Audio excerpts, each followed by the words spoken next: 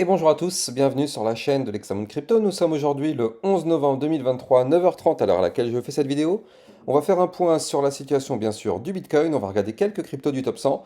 On va regarder tout ça dans cette vidéo avec bien sûr quelques petites actualités. Mais d'abord on démarre avec cette cryptomap avec un Solana qui continue de pousser, c'est assez incroyable. Plus 15% encore hier sur le Solana. Le Shiba plus 13%, il avait été donné hier dans mon channel des alertes. Le TAO plus 13%. Donc c'est quand même assez incroyable. On continue dans les bonnes performances, on espère que ça va continuer. Hier, je vous avais parlé un petit peu d'une potentielle alt season, on va regarder tout ça en détail aujourd'hui. Allez, au niveau des actualités, Bitcoin et Ethereum, bientôt un nouvel impôt en France sur vos cryptos.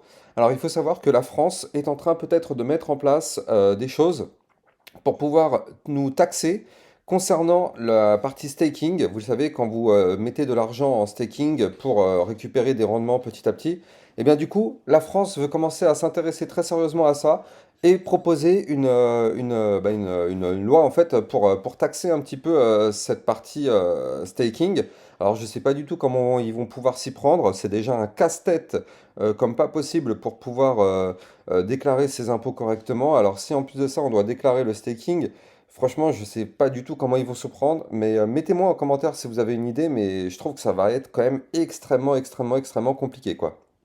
Bref, autre point, bah, c'est notre ami Sam Bankman-Fried, hein, toujours dans les histoires.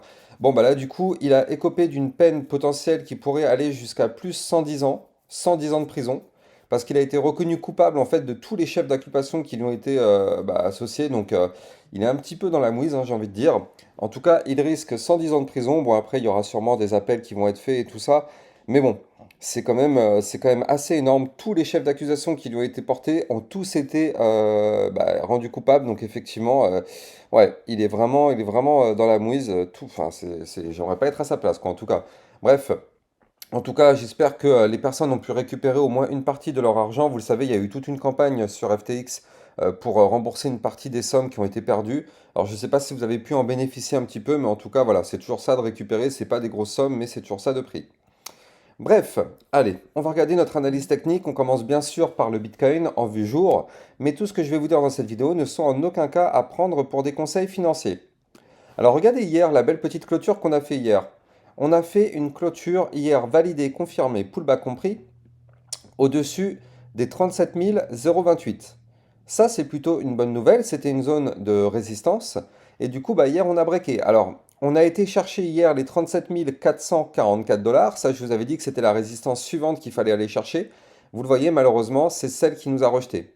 C'est là, vous le voyez, on a fait une touchette dessus à 3 reprises. D'ailleurs, regardez, avant-hier, hier et aujourd'hui, on touche cette résistance, mais on n'arrive pas à la péter. Donc là, pour l'instant, c'est celle-là qui nous fait défaut. Elle nous bloque. Tant qu'on est en dessous, malheureusement, c'est pas la peine d'espérer un pump. On n'en aura pas. On est bloqué. Donc il va falloir breaker cette résistance. Maintenant, ce qui est bien, c'est que là, vous le voyez, on avait breaké notre canal ascendant en vue daily.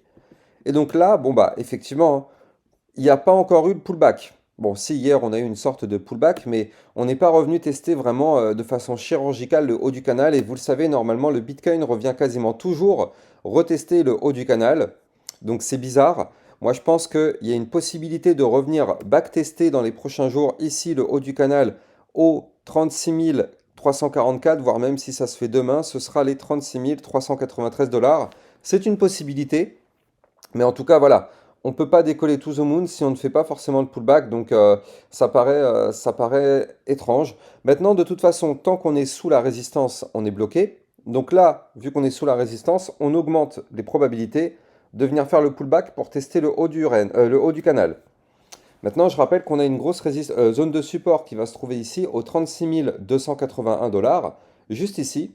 Donc au pire des cas, vous le voyez, hein, si on fait le retracement, on peut revenir tester le haut du canal ou même la zone de support qui est ici. Ça ne voudra pas dire que effectivement c'est la fin du monde, hein. Au contraire, ça voudra dire que techniquement parlant, c'est très propre parce que vous le savez, il nous faut toujours faire des pullbacks pour aller chercher des points plus hauts.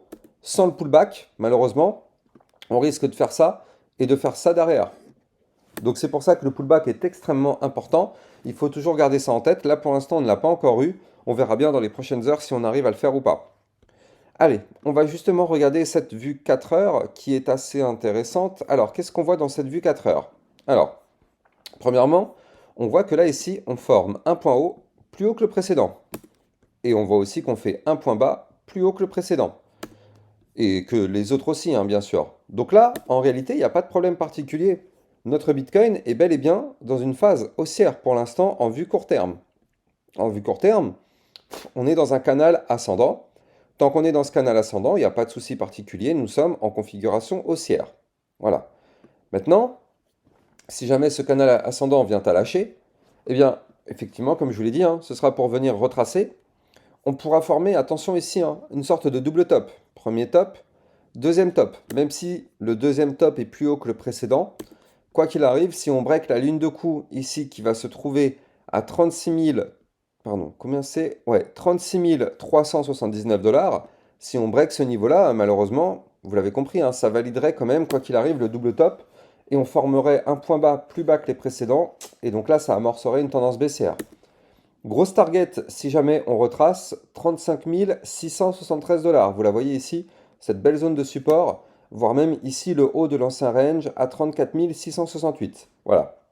Ça, ce sont les targets à aller chercher si jamais on forme un double top et qu'on doit retracer. Ce sont les targets.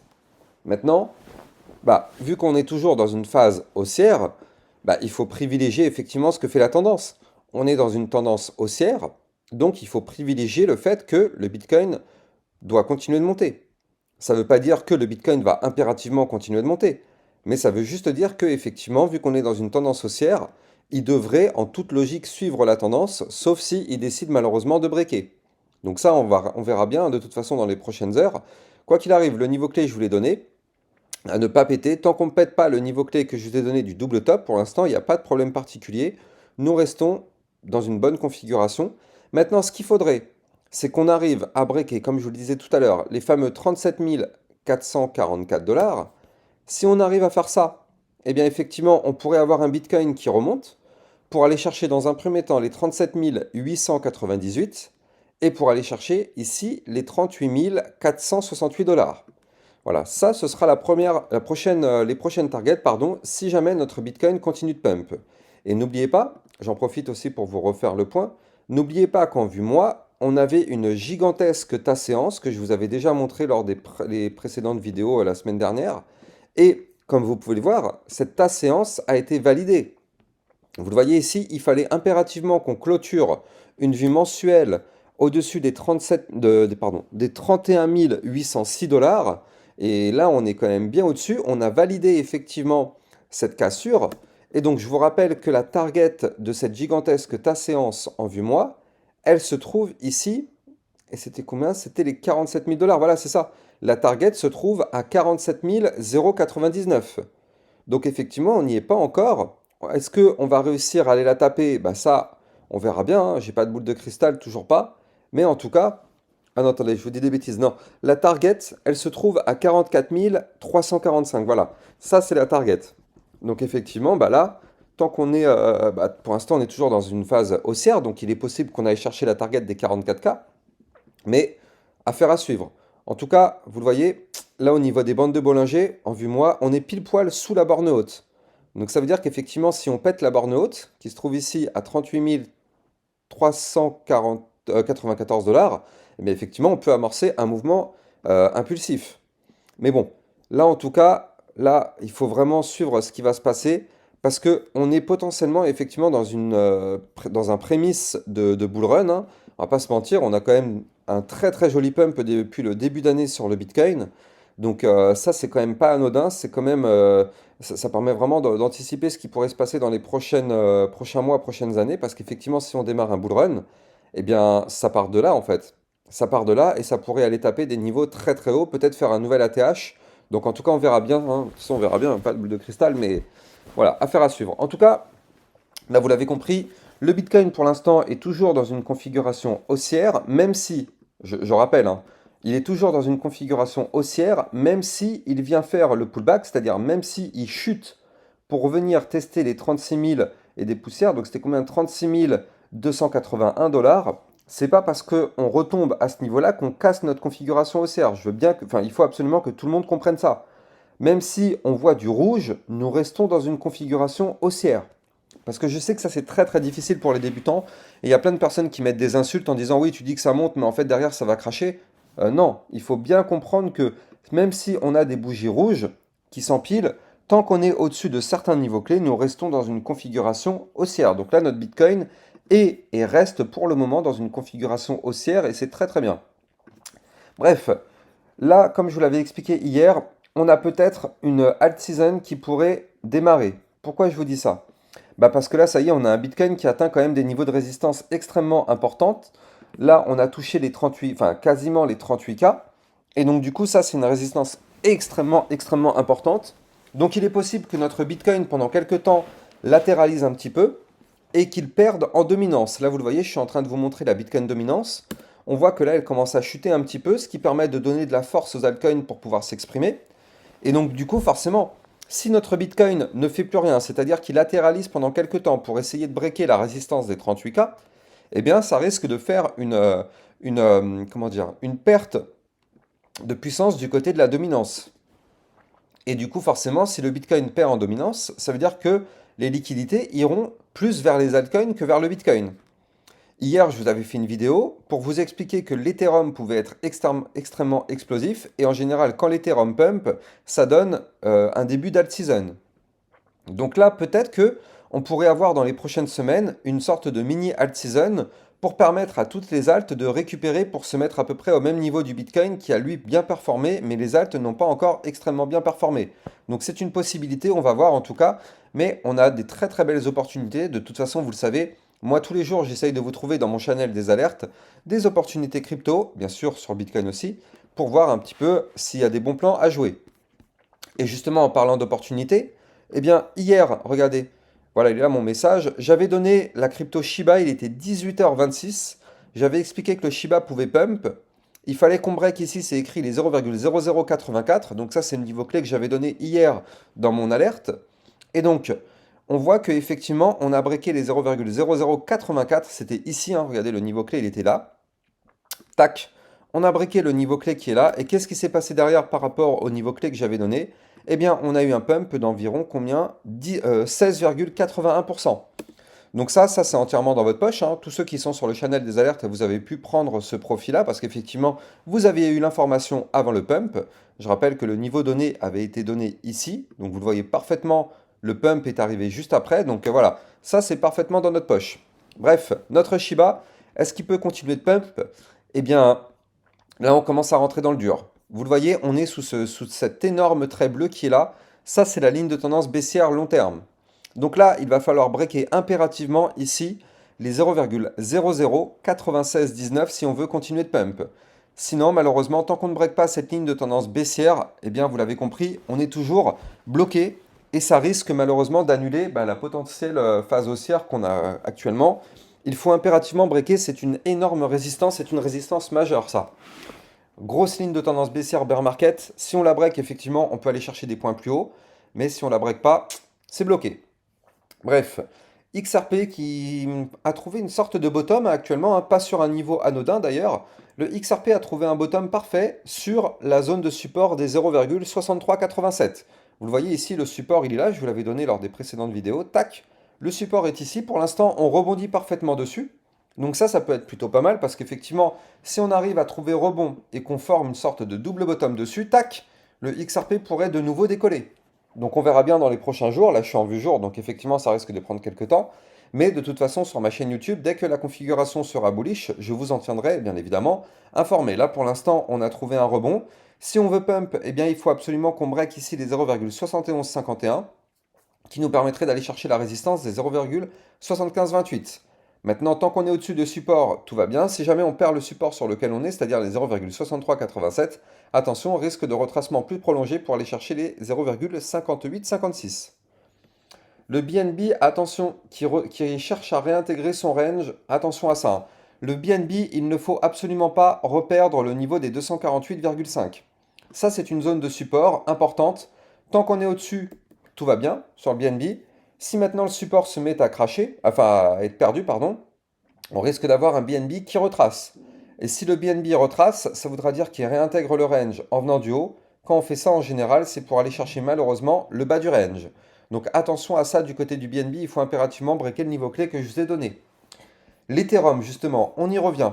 Hier midi, je vous ai fait une vidéo, et même il y a 2-3 jours, je vous avais aussi fait une vidéo pour vous dire qu'effectivement, l'Ethereum, voilà, moi la vidéo, je vous l'avais faite qu'on était ici, hein. Je vous avais prévenu en vous disant, attention, c'est pour très bientôt. C'est pour très bientôt potentiellement, parce qu'on était sous des niveaux clés extrêmement importants. Boum!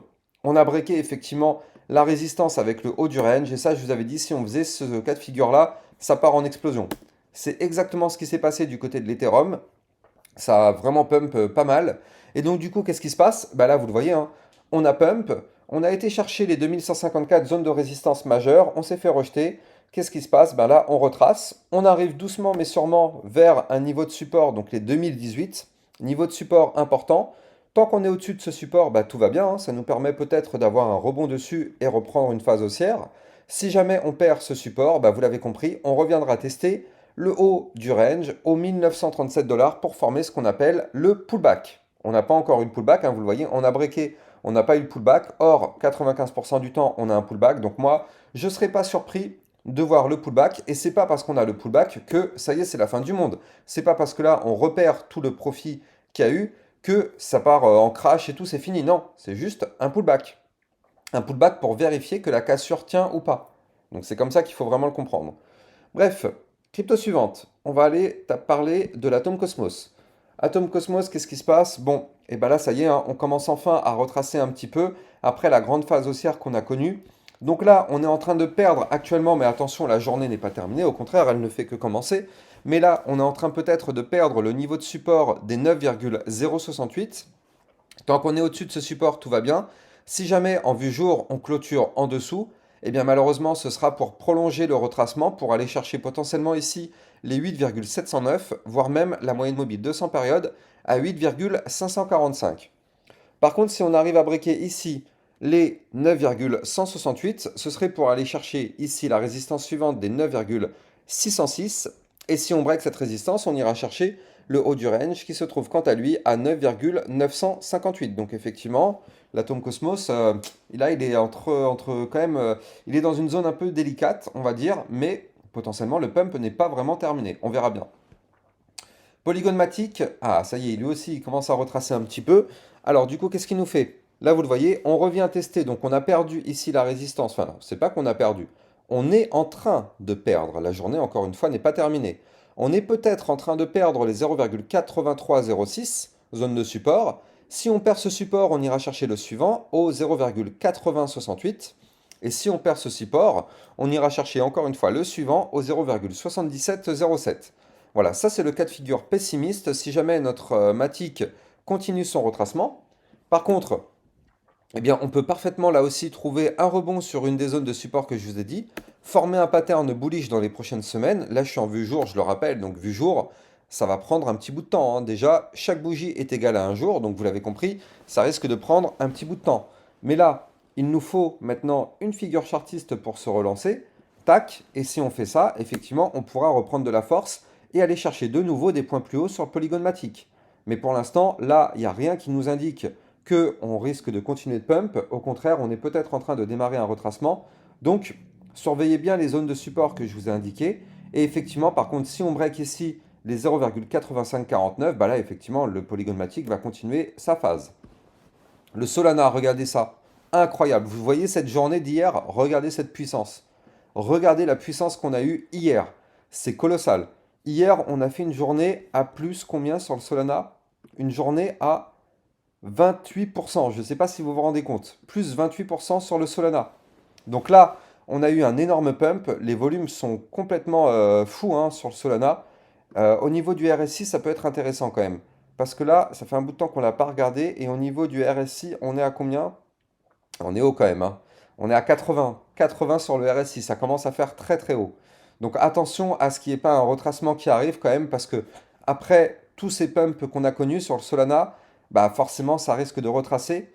En tout cas, ce qui est bien, c'est que hier, en une seule journée, on a breaké combien? Une, 2, 3, 4 et 5 résistances. En une journée, on a breaké 5 résistances hier. Donc là, malheureusement, on est peut-être en train de reperdre la résistance des 56,307. Vous le voyez, hier, on a clôturé au-dessus, mais on est en train de faire actuellement le pullback. Donc qu'est-ce que ça signifie concrètement? Ça signifie que si on arrive à clôturer la journée au-dessus de ce niveau-là, eh bien effectivement, hein, on peut continuer de pump.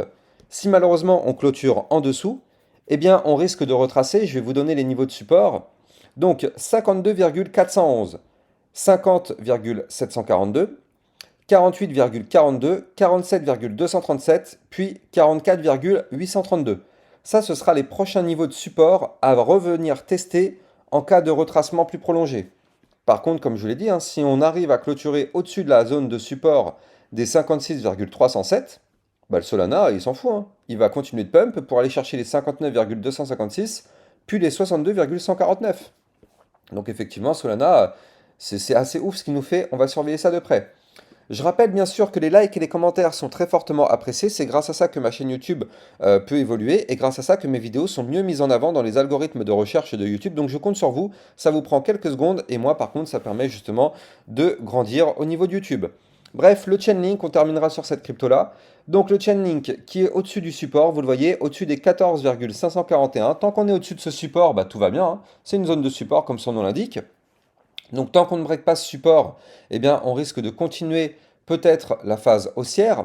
Maintenant, on n'a pas le choix. Si on veut vraiment poursuivre cette phase haussière, il va falloir dans un premier temps rester au-dessus des 15,277, déjà dans un premier temps, et surtout breaker ici les 15,5 pour aller chercher pardon, la résistance suivante qui est à 16,167. Ça, c'est la prochaine résistance à venir taper. Et si on break cette résistance, on pourra venir chercher les 17,112. Voilà. Ça, c'est les prochaines résistances à venir taper. Maintenant, attention, si jamais on perd ici ce support qui se trouve à 14,54, et ouais, là c'est pour retracer, pour aller chercher les 13,722, puis les 12,400. Donc attention, ce sont des cryptos qui ont quand même pas mal pump ces derniers temps. Donc attention à ça, si jamais il y a un retracement, ça risque de faire mal. Donc voilà, affaire à suivre. Je rappelle bien sûr que je vous donne des alertes Bitcoin et altcoin sur mon channel des alertes.